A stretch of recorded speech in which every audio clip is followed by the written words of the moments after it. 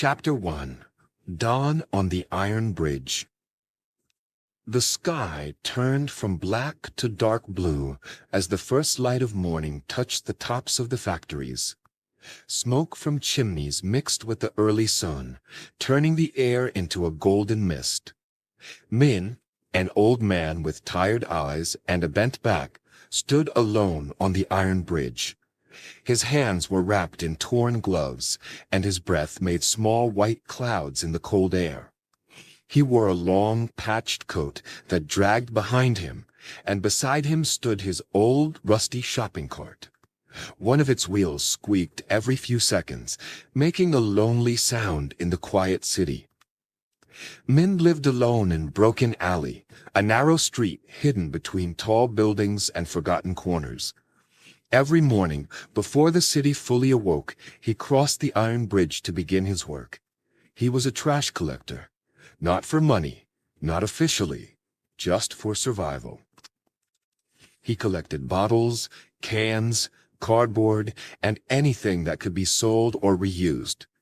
He had done this for over 10 years, ever since he lost his job and his small home. He looked down at the river below. It flowed slowly, carrying plastic bags, old leaves, and forgotten dreams. Min nodded to the water, like greeting an old friend. "Let's see what today brings," he said softly. Then, with stiff fingers, he gripped the cart handle and began to walk. Chapter 2. The First Bag. The morning market was already full of noise. Women shouted about the freshness of their fish. A man with a loudspeaker sold cheap raincoats. Children laughed as they ran between the stalls. Men moved quietly through the crowd, invisible to most. People were too busy to notice an old man with a dirty cart.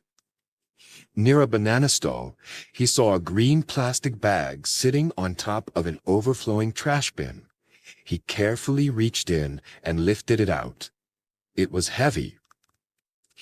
Inside were 6 glass bottles, still clean and whole. Min smiled. Each one could be sold for 5 cents at the recycling center. He gently placed them in a box inside his cart, wrapping them with old newspaper so they wouldn't break. A young boy, maybe 7 or 8 years old, stood watching him. Min noticed the boy staring. The boy had wide, curious eyes and wore a red school jacket. "Why do you keep garbage?" the boy asked. Min looked at the bag of bottles.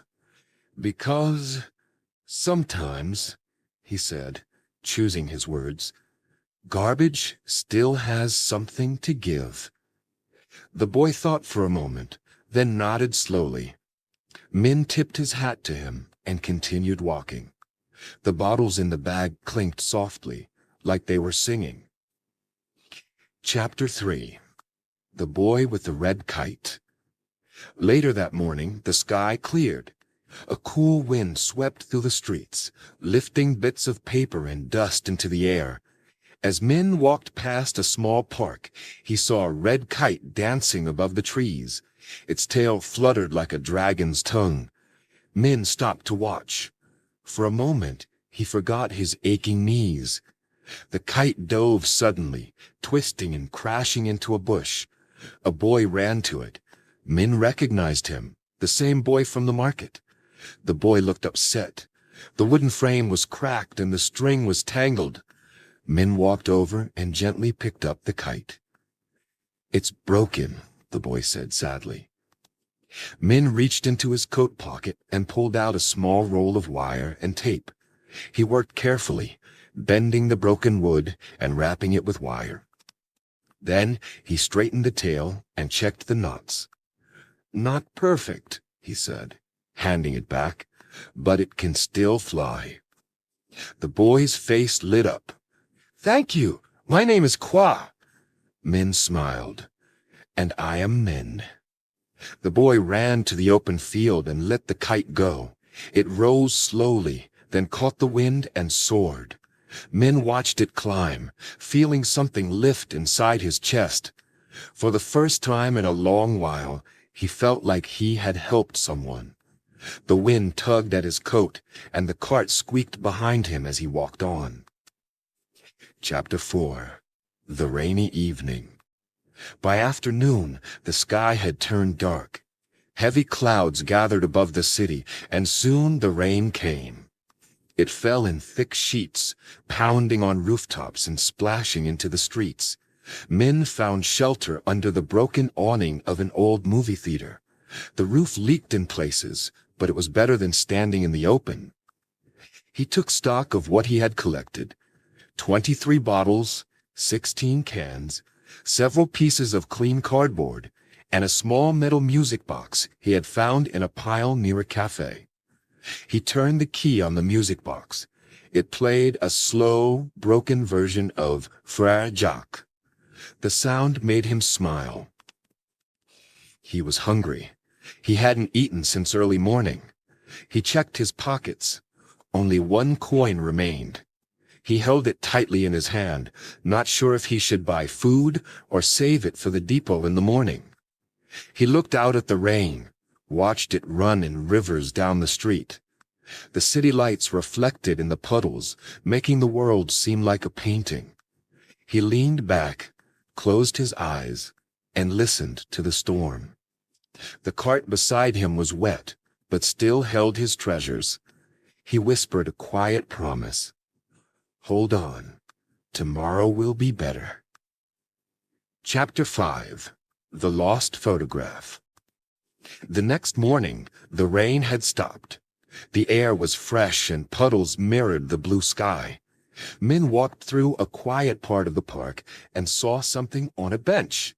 A small envelope, soaked but still sealed. He picked it up carefully and opened it. Inside was a photograph. A young woman in a white dress held a baby in her arms. They were smiling, standing in front of a sunflower field. On the back, written in faded ink, were the words, "My and Little Tom, Summer 1998, our brightest day." Min stared at it for a long time. He felt a sharp pain in his chest. He once had a photo like that. His wife and daughter, lost many years ago in a flood. He had searched for that picture for weeks, but it had been swept away with everything else. He dried the photo with a clean cloth and put it in the safest pocket of his coat. This picture belonged to someone who still loved it. He couldn't throw it away.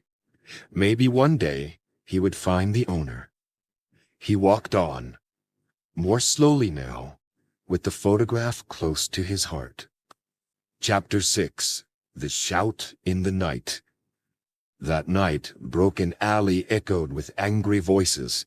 Min lay under his newspaper blanket behind a dumpster, hoping to rest. 2 teenagers were shouting at each other near the alley entrance. One of them pushed the other, and they stumbled into Min's cart, knocking it over.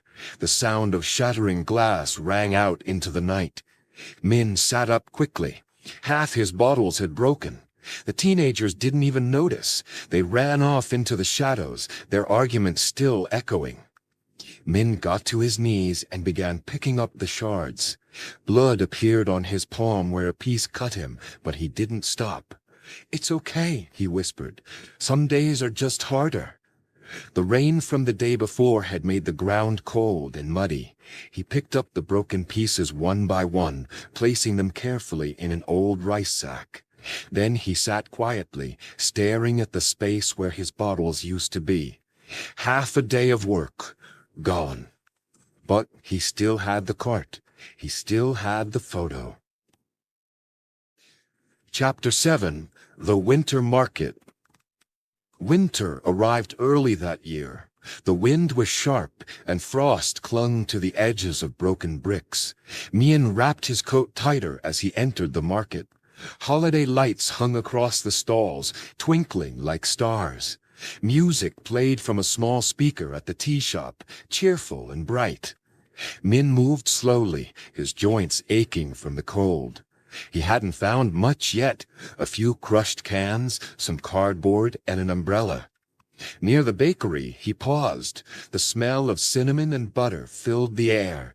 His stomach growled loudly. He stood there staring at the fresh buns behind the glass. The baker noticed him.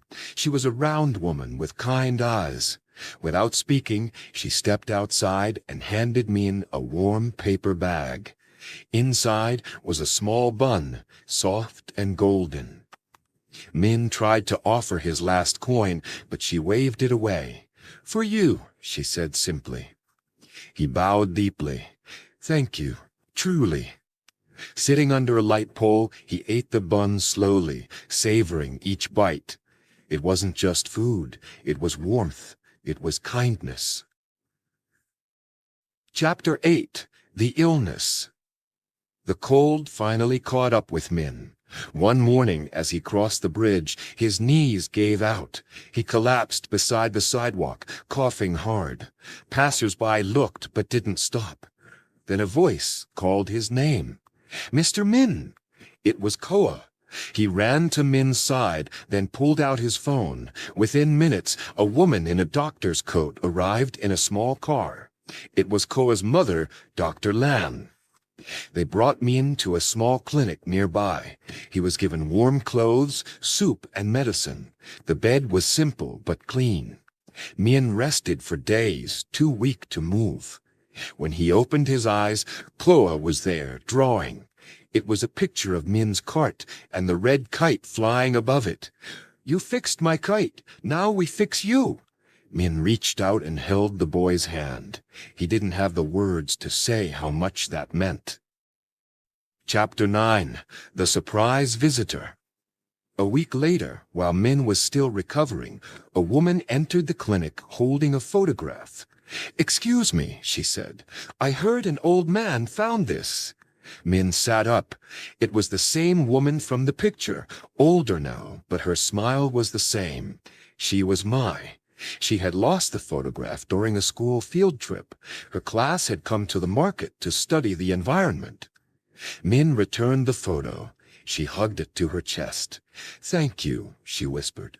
She noticed Min's thin coat and placed 2 scarves on the table.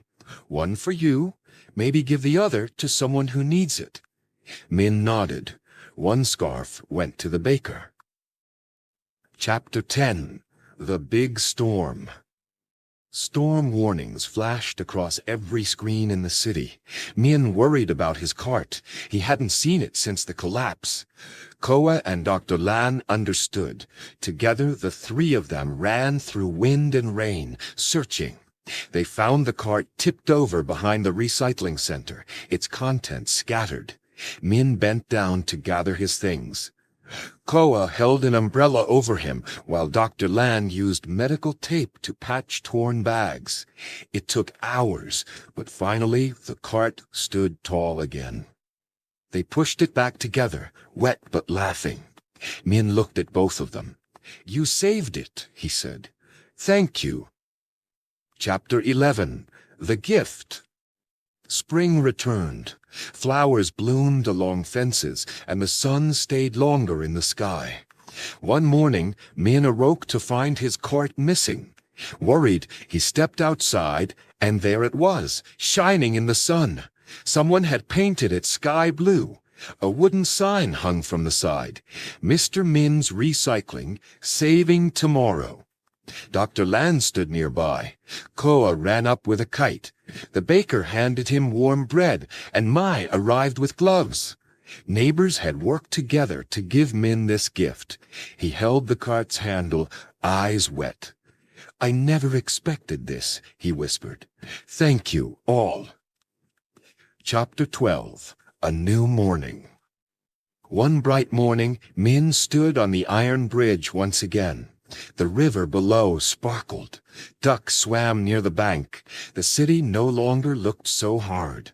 Koa joined him with a new red kite. "Will you fly it with me later?" he asked.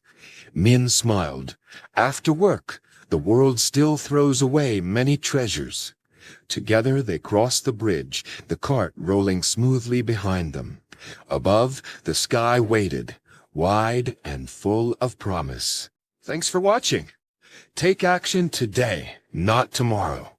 Press subscribe and let's keep learning together. You're doing great. See you in the next one. Stay strong.